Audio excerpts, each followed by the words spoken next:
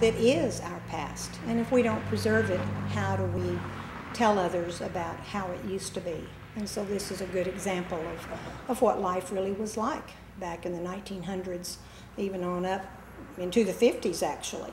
So it's a very important part of our past. And the teacher had lots of preparations for grades 1 through 8, and so there was lots to do there, but she also had jobs to do to help keep this going.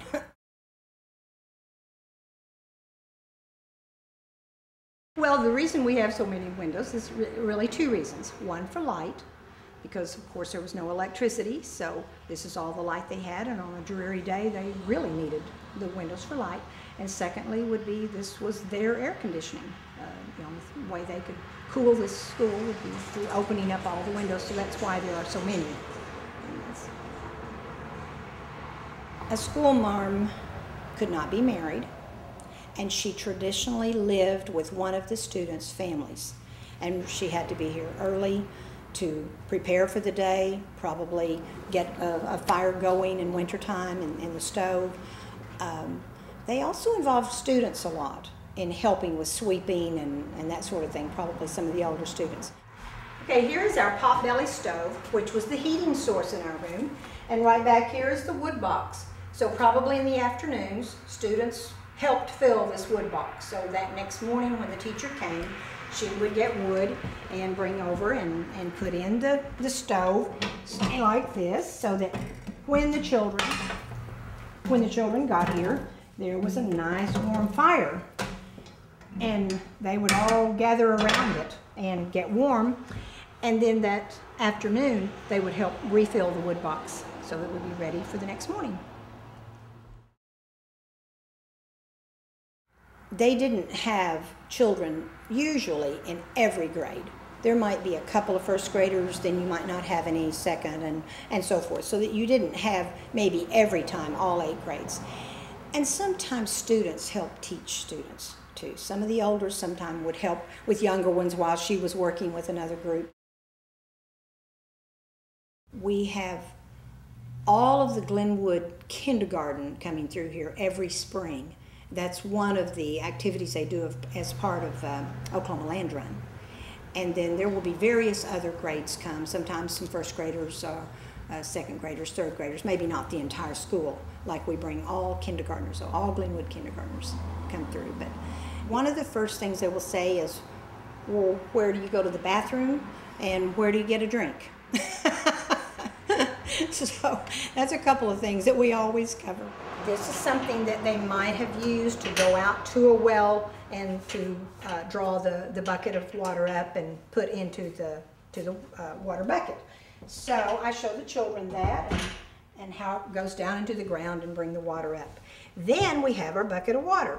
Well, they had to have some way. There were no glasses or cups, so they used something like this. This would have been a gourd dipper, which might have been one of the earlier ones, or one of the metal dippers. And the children are always surprised when I get a dipper of water and I start taking them to them, and they get to pretend, and we're all drinking out of the same dipper, and they always say, ooh.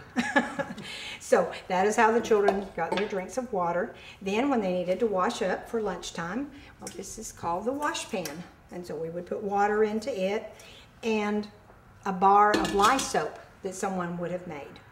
And not bought soap, but someone would have made the lye soap, and they would wash their hands. Then I would also tell them that everyone dried on the same towel then. They didn't have towels like we do now, so every child would have washed in the pan of water and dried on the towel. Right now we just have a replica of an old outhouse. It also might have been called a privy. And so I show them this replica, and it's made to look like the old outhouse or privy, and I pass it around and show them.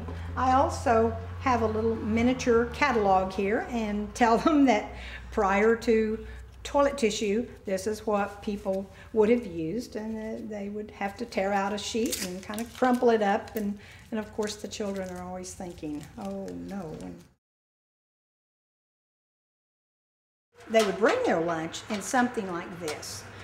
This is a Mrs. Tucker's shortening can, or it might have been Rex jelly, or Karo syrup.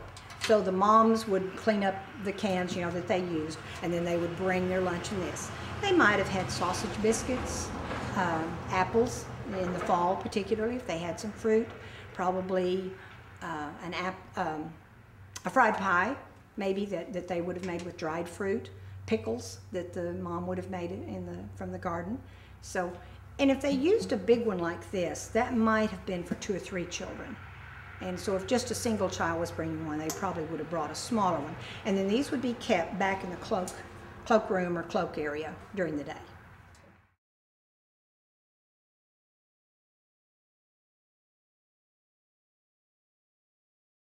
Well, this rope goes to the bell up in the belfry. And I'm not really sure how it was used during Jones Chapel time, but as we do our presentations, every child gets to ring this bell as they go out. And so that's kind of a special little surprise that I keep till the end of the presentation, and each one gets to ring it. So would you like to hear it? Here it is. You have to pull really hard.